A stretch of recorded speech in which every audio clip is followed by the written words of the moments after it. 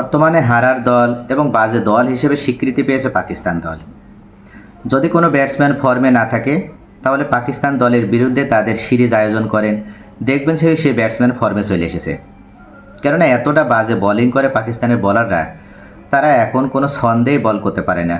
তাই কোনো ব্যাটসম্যান যদি রানে না থাকে তাকে পাকিস্তানের বিরুদ্ধে খেলা দেন, সিরিজ আয়োজন করেন, দেখবেন যে আপনার দলের প্রত্যেকটা ব্যাটসম্যান রানে চলে এসেছে। আবার আপনার বোলিং যদি ভালো না হয় বা আপনার বোলাররা যদি ভালো ফর্মে না থাকে, সেক্ষেত্রে আপনি পাকিস্তানের সাথে সিরিজ আয়োজন করেন, পাকিস্তানের ব্যাটসম্যানদের বিরুদ্ধে আপনার বোলারদের নামিয়ে দেন, দেখবেন যে তারা পাকিস্তানের বিরুদ্ধে তাদের ফর্ম ফিরে পেয়েছে এবং তারা ভালো বোলিং করছে। বর্তমান বিশ্বে পাকিস্তানকে এমন একটা বাজে দল হিসেবে মনে করা হচ্ছে এবং সবথেকে শক্তিহীন, দুর্বল, ক্ষীণ একটি দল। অথচ এমন একটা সময় গিয়েছে এই দলের, যে এই দলের পেস অ্যাটাকের ভয়ে সচিন টেন্ডুলকার মতন ব্যাটসম্যান তারা ভীত থাকত। শোয়েব আখতার, ওয়াসিম আকরাম, ওয়াকার ইউনিস, এদের দাপটে বিশ্বের বাঘা বাঘা ব্যাটসম্যান সকলে আতঙ্কিত থাকত। কিন্তু পাকিস্তানে এখন যে ব্যাটসম্যান, যে বোলারগুলো রয়েছে, তারা তো কেউই বিশ্ব মানেন না। সকলেই যে কোনো সময় তারা যে কোনো অঘটন ঘটিয়ে দিতে পারে, যে কোনো তারা আনপ্রেডিক্টেবল যে কোনো ঘটনা তারা ঘটিয়ে দিতে পারে। অর্থাৎ আনপ্রেডিক্টেবল যে তকমাটা, সেটা পাকিস্তানের সাথে এখনও লেগে আছে, কিন্তু সেটা ধারাবাহিক না, সেটা এখন অধারাবাহিক হয়ে উঠেছে। অর্থাৎ 10টা 15টা 20টা ম্যাচ খেলার পরে হয়তো কোনো একদিন পাকিস্তান কামব্যাক করে এবং যে কোনো একটা কিছু তারা ঘটিয়ে দিতে সক্ষম।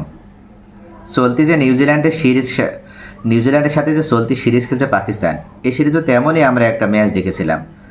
নিউজিল্যান্ডের সাথে পাকিস্তানের 5 ম্যাচে টি20 সিরিজ ছিল এবং 4টিতেই নিউজিল্যান্ড জয়লাভ করেছিল, পাকিস্তান পরাজিত হয়েছিল। একটি ম্যাচে পাকিস্তান জয়লাভ করেছিল এবং সেটা এমনভাবে জয়লাভ করেছিল যে মাত্র এক উইকেট হারিয়ে 9 উইকেটের ব্যবধানে নিউজিল্যান্ডকে পরাজিত করেছিল। এবং সেই ম্যাচে পাকিস্তানের হাসান নওয়াজ তিনি একাই 106 রান করে অপরাজিত ছিলেন। তো এরকম আনপ্রেডিক্টেবল কথাটা পাকিস্তানের সাথে এখন আছে, তবে সেটা ধারাবাহিক না, এখন হয়ে উঠেছে দীর্ঘ একটা সময়। অর্থাৎ 10টা 15টা 20টা ম্যাচ খেলবে, তারপরে হয়তো পাকিস্তান এমন একটা ম্যাচ খেলতে পারে। পাকিস্তান এতটাই যে বাজে হয়ে গিয়েছে যে পাকিস্তানের বোলিং বা ব্যাটিং লাইন আপ আপনি যদি দেখেন, লাস্টে যে ম্যাচটা তারা নিউজিল্যান্ডের সাথে খেললো, এই ম্যাচেও দেখেন পাকিস্তান 292 রানের টার্গেটে ব্যাট করতে নেমে 208 রানে অল আউট হয়ে গিয়েছে এবং 84 রানের বড় ব্যবধানে তারা পরাজিত হয়েছে। এটাকে হয়তো অনেকে মনে করতে পারে তাও তো 200+ রান করেছে। আসলে এই 200+ রানটাও হতো না যদি শেষের দিকে ফাহিম আশরাফ এবং নাসিম শাহ যদি হাফ সেঞ্চুরি না করতো। যদিও ফাহিম আশরাফ 73 রান করে অপরাজিত ছিলেন, কিন্তু নাসিম শাহ তিনি হাফ সেঞ্চুরি করে আউট হয়ে যান। তো এই দুজনের কল্যাণে মূলত পাকিস্তান শেষ পর্যন্ত 308 রান করতে সক্ষম হয়। তাহলে এরা দুজন যদি এত ভালো ইনিংস খেলে, তাহলে পাকিস্তানের top order batsman, middle order batsman তারা কী করেছে চলুন তো আমরা দেখে আসি তাদের পরিসংখ্যানটা। প্রথম থেকে দেখেন আবদুল্লাহ শফিক, তিনি মাত্র 2 রান করে আউট হয়েছে। এরপরে ইমামুল হক, যিনি মাত্র 1 রান করে আউট হয়েছে। বাবর আজম 0 রানে আউট হয়েছে। মোহাম্মদ রিজওয়ান 9 রান করে আউট হয়েছে। সালমান আলী আগা 7 রান করে আউট হয়েছে। এই যে প্রথম সারি যে 5 জন ব্যাটসম্যান, এই 5 জন ব্যাটসম্যান মিলে 19 রান করেছিল এবং তারা 32 রানের মাথায় পাকিস্তান দল এই 5 জন ব্যাটসম্যানকে হারায়। 32 রানের মাথায় যদি আপনার টপ অর্ডার বা মিডল অর্ডারে সেরা 5 জন ব্যাটসম্যান আউট হয়ে যায়, সেই ম্যাচে কোনোভাবে তার কামব্যাক করা সম্ভব নয়। হয়েছেও সেটা, অর্থাৎ শুধুমাত্র রানের গতিটা একটু বৃদ্ধি হয়েছে, একটু দলীয় রানটা একটু বৃদ্ধি হয়েছে। তাছাড়া পাকিস্তান যে জিতবে এটা কখনো আর মনে হয়নি, কেননা পাকিস্তানের টপ অর্ডার মিডল অর্ডার আগে তারা সাজঘরে ফিরে গিয়েছে এবং লোয়ার অর্ডারে যারা রয়েছে এরা জাস্ট একটু রানটাকে একটু বাড়িয়ে নেওয়ার চেষ্টা করে, যার ব্যবধানটাকে একটু কমিয়েছে যায়, কিন্তু পরাজয়কে তারা আটকাতে পারেনি।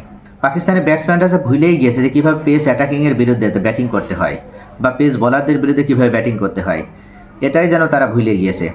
অথচ পাকিস্তান দল তারা কী না করছে এই পাকিস্তান দলটাকে ভালোভাবে সাজানোর জন্য। তবে এখানে সবথেকে যে বড় ফ্যাক্টর সেটা হচ্ছে পাকিস্তান দল মূলত আত্মবিশ্বাসে ভুগছে এবং যার কারণে পাকিস্তান দলের কোনো খেলোয়াড়ই এখন আর সেভাবে নিজেকে মেলে ধরতে পারছে না।